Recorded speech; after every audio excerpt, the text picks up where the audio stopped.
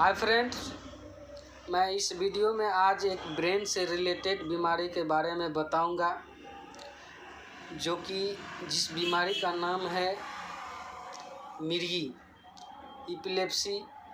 दोस्तों, आजकल हमारे आस पड़ोस में ये बीमारी बहुत देखने को मिलते हैं।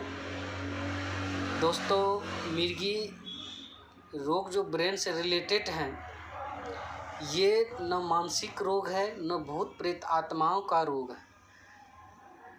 ये एक ब्रेन से रिलेटेड बीमारी है। तो दोस्तों, मिर्गी मस्तिष्क का वह रोग है जो रोगी को बार बार दौरे पड़ते हैं और बेहोश होते हैं। कभी कभी बेहोश भी न होकर के होश में रहते हैं और पूरे शरीर या किसी अंग में ये दौरे देखने को मिलते हैं।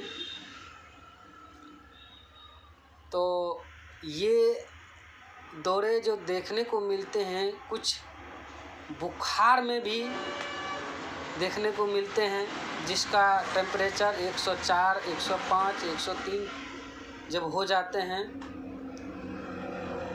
तब भी ये सीजर देखने को मिलते हैं, या अन्य कारण से भी होते हैं। जैसे कि हमारे मस्तिष्क में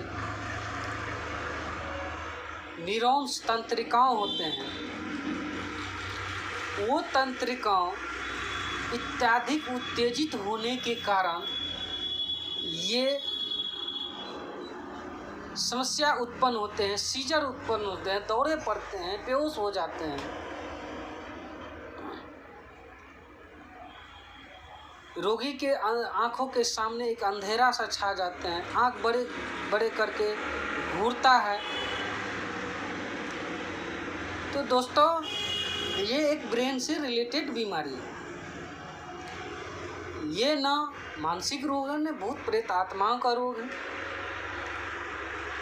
तो इस ब्रेन में जो ये तंत्रिकाओं को अत्यधिक उत्तेजित होने के कारण ये सीजर जो आते हैं, तो हमारे ब्रेन में एक सेरिब्रल कॉर्टेक्स होता है, जिसमें एक सर्किट इन्वर्टर्स उत्पन्न होने के कारण होते हैं। जैसे हमारे तंत्रिकाओं से एक सूचना संवेदनाओं हमारे शरीर में आते हैं, ये बाधित हो जाते हैं और एक न्यूरॉन से दूसरे न्यूरॉन्स के बीच जो आवेग होता है, तरंग होता है, तरंग की तरह ये सूचनाएं आती हैं, ये बाधित हो जाते हैं।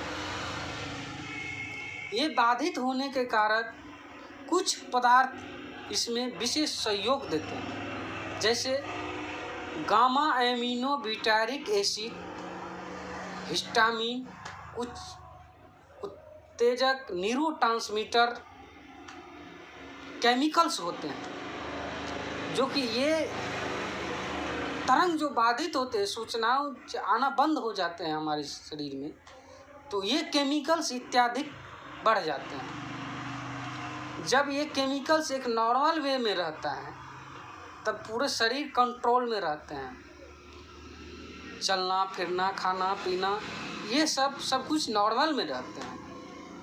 तो ये दोस्तों, ब्रेन में एक इन्वर्टर सिस्टम, जो हमारी तंत्रिकाओं को जो सिस्टम है, उनका कमज़ोर होना, इन्वर्टर सिस्टम कमज़ोर हो जाने के कारण ये बीमारी उत्पन्न होते हैं। जैसा कि एक उदाहरण मैं देना चाहता हूँ।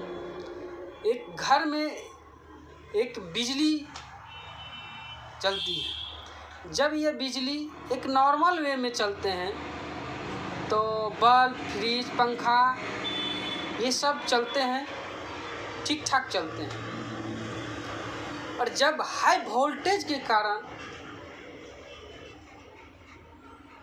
जब हाई वोल्टेज होते हैं या स्पार्सिंग कहीं तार होते हैं, तो ये वोल्टेज बढ़ जाने के कारण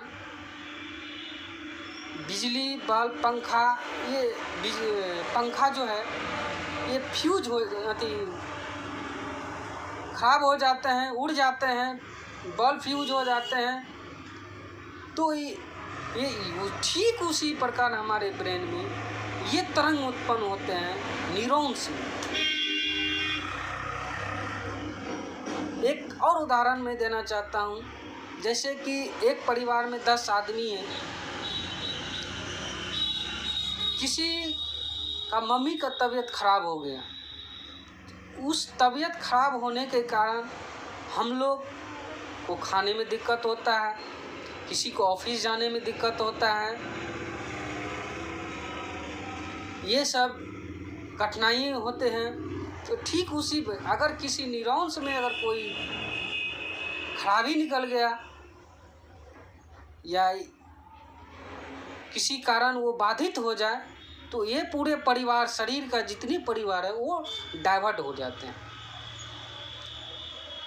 तो दोस्तों आज हम जान गए इस बीमारी के बारे में, इसके बारे में, और एक लक्षण है, लक्षण के बारे में भी आप लोग जान जाएं। बेहोश होना, जो कि बार बार बेहोश हो जाते हैं। ये बेहोश 2 मिनट, 4 मिनट, 5 मिनट बेहोश हो जाते हैं, फिर होश आ जाते हैं। रोगी को दौरे के दौरान मुंह से झाग होना, दांत कपकपाना, जीभ कट जाना, हाथ पूरा टाइटनेस हो जाना, हाथ पैर टाइटनेस हो जाना,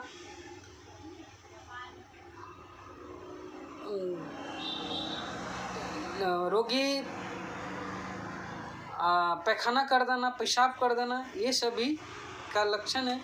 रोगी के होंठ नीला पड़ जाना, जो कि एक ऑक्सीजन का कमी होता है जब ये सीजर आते हैं तब। पूरे ऐंठन युक्त दौरे पड़ते हैं पूरे शरीर में या किसी एक पार्ट्स या 2 पार्ट्स में। तो दौरे के दौरान रोगी के माथे में अत्यधिक दर्द, सिर दर्द होता है, मतिभ्रम हो जाते हैं, सुनने की क्षमता कम हो जाते हैं, देखने की क्षमता कम हो जाते हैं, समझने की क्षमता कम हो जाती है। जो रोगी को अगर होश में आते हैं, पूछते हैं कि आपके साथ क्या घटना हुई, तो वो नहीं जानते हैं कि आखिर हुआ क्या। ये सब ख्याल शरीर में नहीं रहता है, ब्रेन में, जो हम क्या हुआ था। किसी रोगी को एक नॉर्मल वे में चल रहे हैं, दौड़ रहे हैं, कहीं काम कर रहे हैं, एकाएक गिर करके बेहोश हो जाना, कभी कभी होश में भी रहते हैं रोगी।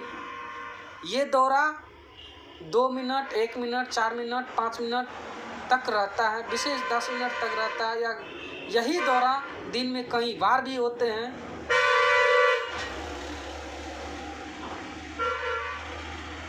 तो ये सब इनका लक्षण है। तो आप लोग अपने आस पड़ोस में ये सब जब लक्षण देखें, फौरन ही किसी फिजिशियन या न्यूरोलॉजिस्ट से दिखाएं। ज़्यादा लेट करने के बाद ज़्यादा कठिनाई बढ़ जाते हैं, जिससे ब्रेन में एक लोब से दूसरे लोब, तीसरे लोब में चले जाते हैं और दूसरे तीसरे लक्षण दिखाई पड़ते हैं और जटिल हो जाते हैं। जब एक ही लक्षण दिखाई पड़े, फ़ौरन ही चले जाएं डॉक्टर के पास। तो दोस्तों, मैं आप लोग के बीच बहुत ही सरल भाषा में समझाने की कोशिश की है। अगर आप लोग समझ गए तो ये वीडियो को शेयर ज़रूर करें, लाइक करें, कमेंट करें। और अगर कोई आपको समझने में कठिनाई हो तो आप कमेंट करें, नंबर दें, मैं आपसे बात करूंगा। अगर ट्रीटमेंट की ज़रूरत पड़े तो आप फ़ौरन ही हमसे संपर्क करें। जय हिंद, जय भारत।